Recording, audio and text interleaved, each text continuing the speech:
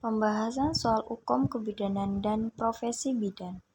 1. Seorang perempuan umur 36 tahun G1 P0A0 kehamilan 36 minggu dirujuk oleh bidan ke RS dengan nyeri perut 2 jam yang lalu. Hasil anamnesis sering pusing sejak 1 bulan yang lalu. Hasil pemeriksaan tekanan darah 100/60, nadi 90 kali per menit, suhu 36,6 derajat Celcius, pernafasan 22 kali per menit, TEFU 33 cm, DJJ 100 kali per menit, HB 9 gram per desiliter, protein urin negatif. Bidan telah memberikan oksigen pada ibu sebanyak 3 liter per menit untuk menyelamatkan ibu dan janin. Apakah prinsip etik yang tepat pada kasus tersebut? A. Non-malevolence, B. Confidentiality, C. Beneficence, D. Veracity, E. Justice. Jawabannya ialah A. Non-malevolence. Pembahasannya yaitu tidak merugikan. Beneficence hanya melakukan atau kerahasiaan, keadilan, dan fidelity menghargai janji. Prinsip non-malevolence tidak merugikan berarti tidak menimbulkan bahaya atau cedera fisik dan psikologis pada pasien. Prinsip non-malevolence berarti bahwa tenaga kesehatan dalam memberikan upaya pelayanan kesehatan harus senantiasa dengan niat untuk membantu pasien mengatasi masalah kesehatannya. 2. Seorang perempuan umur 20 tahun G1 P0A0 kehamilan 36 minggu datang ke TPMB dengan keluhan sering buang air kecil. Hasil anamnesis tidur terganggu, hasil pemeriksaan tekanan darah 110/60, nadi 85 kali per menit, suhu 36,7 derajat Celcius, pernafasan 24 kali per menit, TEFU 34 cm, DJJ 136 kali per menit. Bidan memberi konseling tentang ketidaknyamanan pada ibu. Apakah informasi yang tepat untuk mengatasi masalah pada ibu tersebut? A. Jelaskan keluhan tersebut bisa diakibatkan infeksi saluran kemih. B. Beri terapi obat untuk mencegah buang air kecil saat malam. C. Anjurkan membatasi minum di malam hari. D. Informasi untuk banyak istirahat. E. Sarankan untuk olahraga Kegel. Jawabannya yaitu C. Anjurkan membatasi minum di malam hari. Pembahasannya mengurangi minum 2 jam sebelum ibu tidur di malam hari dan dilanjutkan minum pada siang hari. Menjaga kebersihan area kewanitaan, mengganti pakaian dalam segera jika lembab, dan memakai bahan yang menyerap keringat. Tidak menahan buang air kecil, serta selalu menjaga vulva hygiene. 3. Seorang perempuan umur 24 tahun G1 P0A0 kehamilan 12 minggu datang ke TPMB dengan keluhan mual muntah. Hasil anamnesis, USG positif hamil, lemas, dan tidak nafsu makan. Hasil pemeriksaan tekanan darah 120/80, nadi 80 kali per menit, suhu 36,7 derajat Celcius, pernafasan 20 kali per menit, TEFU 3 jari di atas simpisis teraba balotemen. Bidan menjelaskan agar ibu makan sedikit tapi sering untuk mengatasi keluhannya. Apakah peran bidan dalam mengatasi permasalahan ibu pada kasus tersebut? A. Peneliti, B. Penyuluh dan konselor, C. Pemberi pelayanan kebidanan, D. Pendidik, pembimbing, dan fasilitator klinik, E. Penggerak peran serta masyarakat dan pemberdaya perempuan. Jawabannya yaitu C. Pemberi pelayanan kebidanan, yaitu peran bidan sebagai pemberi pelayanan kebidanan yaitu mencakup pelayanan kesehatan pada ibu, anak, reproduksi perempuan, dan keluarga berencana. Bentuk pelayanan yang diberikan bidan kepada ibu yaitu asuhan pada masa kehamilan, asuhan pada masa persalinan dan menolong persalinan normal, asuhan kebidanan pada masa nifas, pertolongan pertama kegawat daruratan ibu hamil, bersalin, dan rujukan, serta melakukan deteksi dini pada masa kehamilan, masa persalinan, masa nifas, dan asuhan pasca keguguran yang dilanjutkan dengan rujukan. 4. Seorang perempuan umur 27 tahun G2 P1A0 kehamilan 12 minggu datang ke TPMB dengan keluhan terlambat haid. Hasil anamnesis nafsu makan turun, lemas, dan mudah lelah. Hasil pemeriksaan KU baik, tekanan darah 110/80, nadi 82 kali per menit, suhu 36,7 derajat Celcius, pernafasan 22 kali per menit, Tefu 3 jari atas simpisis, vulva tampak kebiruan, hasil pemeriksaan penunjang, hasil HCG urin positif. Apakah ada tanda kemungkinan terjadinya kehamilan pada kasus tersebut? A. Hegar, B. Catchwick, C. Pick cases, D. Ballottement, E. Bracton Hicks. Jawabannya yaitu B. Catchwick. Pembahasan yang termasuk tanda mungkin hamil adalah 1. Tanda Hegar yaitu lunaknya pada bagian isthmus uteri. 2. Tanda Catchwick adalah perubahan warna menjadi kebiruan pada vulva dan vagina termasuk serviks. 3. Tanda Picases yaitu uterus tempat nidasi tumbuh lebih cepat sehingga pertumbuhan uterus tidak beraturan. 4. Pembesaran perut akibat pembesaran uterus.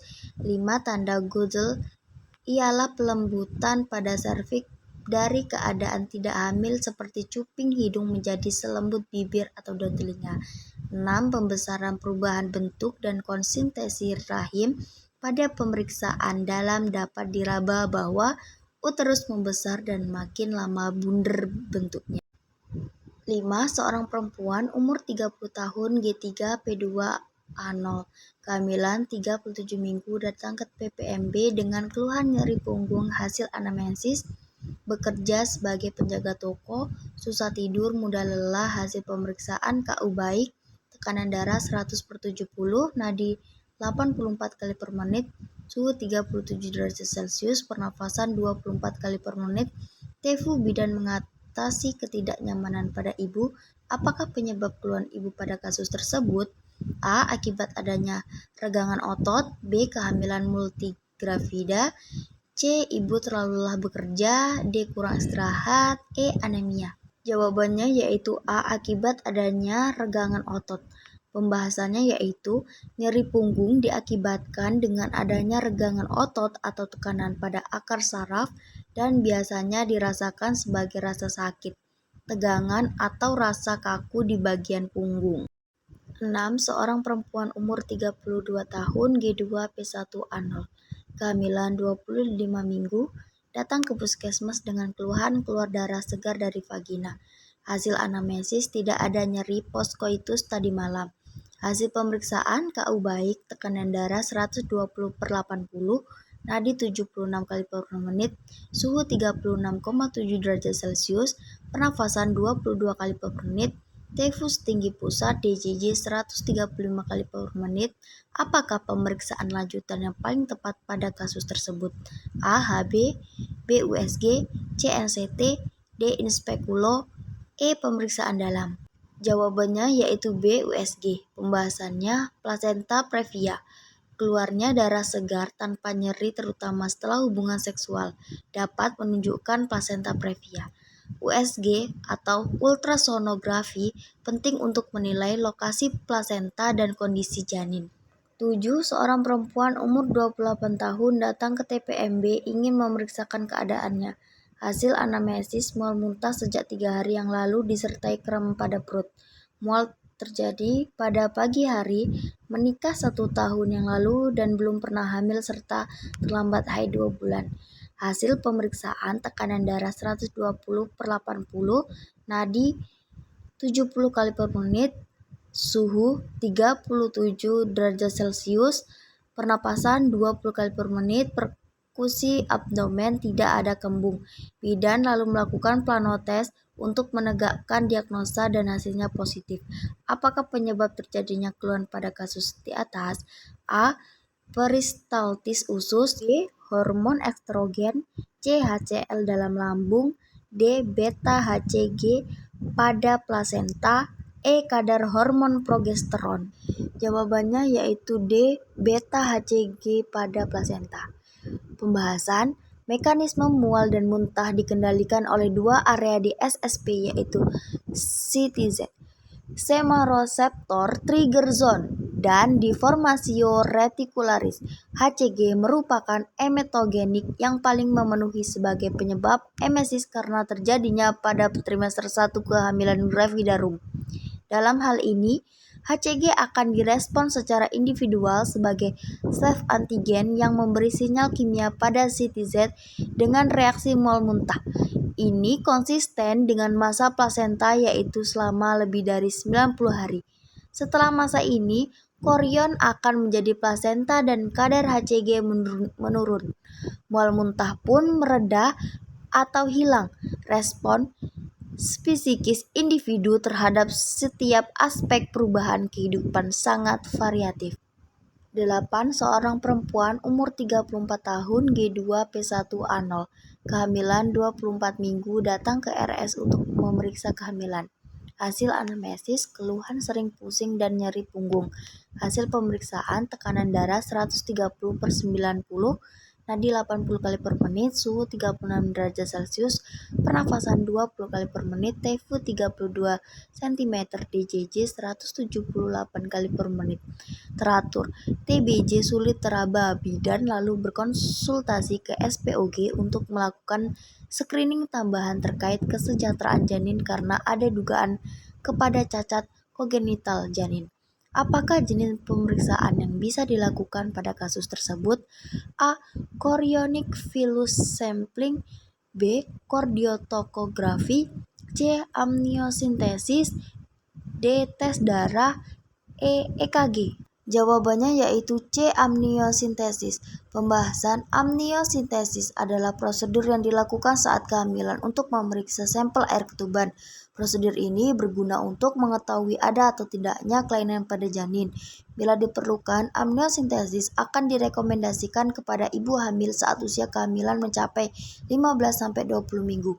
Adapun indikasi amniosintesis: 1. Mengetahui ketidaknormalan kromosom janin sebelum kelahiran.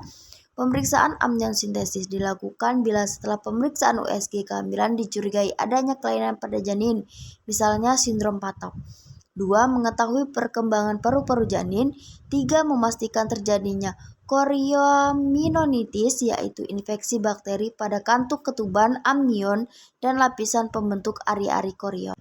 9. Seorang perempuan umur 30 tahun G1P0A0, kehamilan 12 minggu, datang ke poli kandungan di RS mengeluh sesak dan lelah setiap selesai beraktivitas.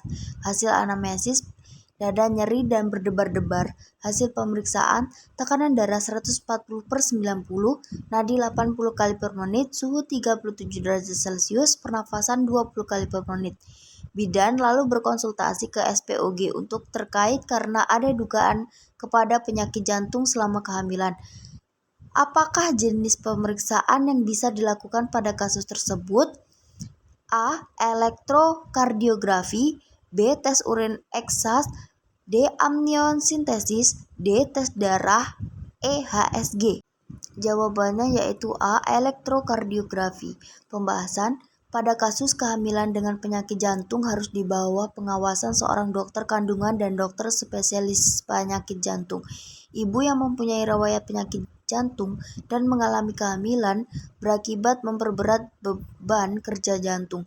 Oleh karena itu, diperlukan pemeriksaan antenatal, pemeriksaan dan pemantauan kesehatan ibu hamil secara teratur. Selain pemeriksaan kehamilan, juga dilakukan beberapa pemeriksaan penunjang antara lain ECG, elektrokardiografi, ekokardiografi pada ibu dan USG kandungan, ultrasonografi, juga NST non-stress test. Tujuan pemeriksaan tersebut bertujuan untuk memantau kondisi kesehatan jantung ibu dan keadaan bayi. Selama hamil, pemeriksaan darah juga dilakukan secara berkala. 10. Seorang perempuan umur 22 tahun G1P0A0, kehamilan 10 minggu, datang ke TPMB mengeluh mual muntah saat pagi hari. Hasil anamnesis, pusing ketika bangun tidur di pagi hari.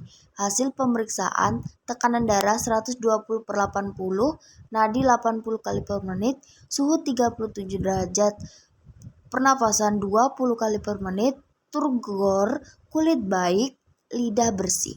Apakah tindakan yang dapat dilakukan untuk kasus tersebut? A. Melakukan edukasi terkait pola makan ibu hamil. B. Mengatur posisi nyaman saat ibu bangun tidur. C. Mengedukasi terkait hipnoterapi. D. Memberikan tablet vitamin B6. E. Mengukur kesejahteraan janin. Jawabannya yaitu D, memberikan tablet vitamin B6. Pembahasan morning sickness atau emesis gravidarum adalah kondisi mual dan muntah yang dialami oleh ibu hamil trimester awal 3 bulan pertama kehamilan. Kondisi ini normal terjadi dan pada umumnya akan hilang setelah masuk trimester kedua. Jika mual dan muntah terjadi hebat, maka disebut hiperemesis gravidarum, sehingga memerlukan penanganan segera. Pada umumnya, morning sickness adalah kondisi normal, maka tidak ada penanganan khusus untuk kondisi ini. Untuk mengurangi keluhan ibu hamil, dapat mengonsumsi air rebusan jahe. Jika dokter mencurigai kondisi hiperemesis gravidarum, maka tata laksanaan yang sesuai meliputi pemberian vitamin B6, obat antihistamin, H1, antiemetik, dan cairan infus.